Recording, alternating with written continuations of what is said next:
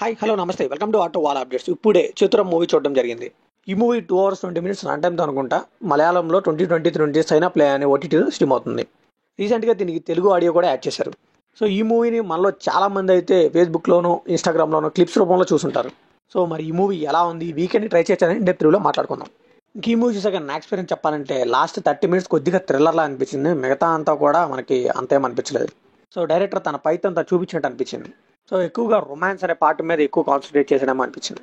Movie basic story line వచ్చేసి ఒక డబ్బున్న ముసలాడు ఒక అమ్మాయిని పెళ్లి చేసుకుని ఇంటికి తీసుకొస్తాడు. సో తను టార్చర్ చేస్తూ ఉంటాడు. ఒకరోజు తనకి యాక్సిడెంట్ అయ్యి ప్యారలైజ్ అయిపోతాడు. సో తను చూసుకోవడానికి ఒక అతన్ని పెడతాడు. ఇంకేముంది, ఆ అమ్మాయి ఈ అబ్బాయి ఇద్దరు కలిసి అయితే రొమాన్స్ చేస్తూ ఉంటారు. సో తర్వాత వీళ్ళ రొమాన్స్ ఏమైంది, అతను చూశాడా లేదా, తెలిసేస్తే ఏమైంది, వాళ్ళ లాయర్ ఏం చేశాడు, ఇదంతా తెలియాలంటే ఈ మూవీ ట్రై చేయాల్సింది. ఇంక ఈ మూవీ ఫ్యామిలీ చూడొచ్చా అంటే స్ట్రిక్ట్లీ నో అని చెప్పొచ్చు. చాలా వల్గర్ వర్డ్స్ అండ్ అలా అడల్ట్ కంటెంట్ అయితే బోల్డ్ అంత ఉందండి.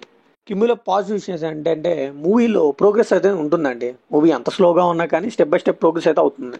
స్టార్టింగ్లో కొద్దిగా స్టోరీ డెవలప్మెంట్ తీసుకున్నారు. ఆ తర్వాత మీ హీరో ఎంట్రీ, ఆ తర్వాత ఎఫ్ఐఆర్, ఆ తర్వాత మళ్ళీ ఒక ప్రాబ్లం, దాన్ని ఎలా సాల్వ్ చేస్తారు, ఇదంతా బాగా చూపించారు. సో హీరోయిన్ పేరు నాకు తెలియదండి, హీరో పేరు కూడా నాకు తెలియదు. బట్ వీళ్ళిద్దరైతే ప్యాక్ ఆడేశారు పర్ఫార్మెన్స్తో అని చెప్పొచ్చు.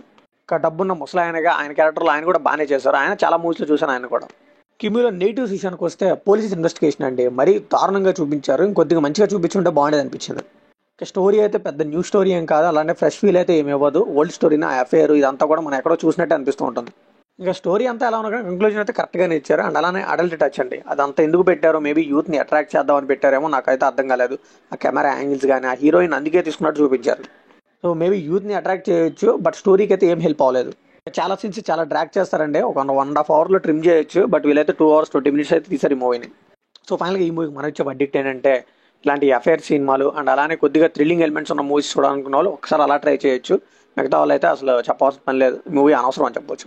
సో ఇది కంప్లీట్లీ నా ఒపీనియన్ మాత్రమే. మరి ఈ మూవీ మీకు అనిపించిన కమెంట్లో షేర్ చేసుకోండి, లైక్ చేయండి, షేర్ చేయండి, వెళ్ళి ముందు సబ్స్క్రైబ్ చేసుకోండి.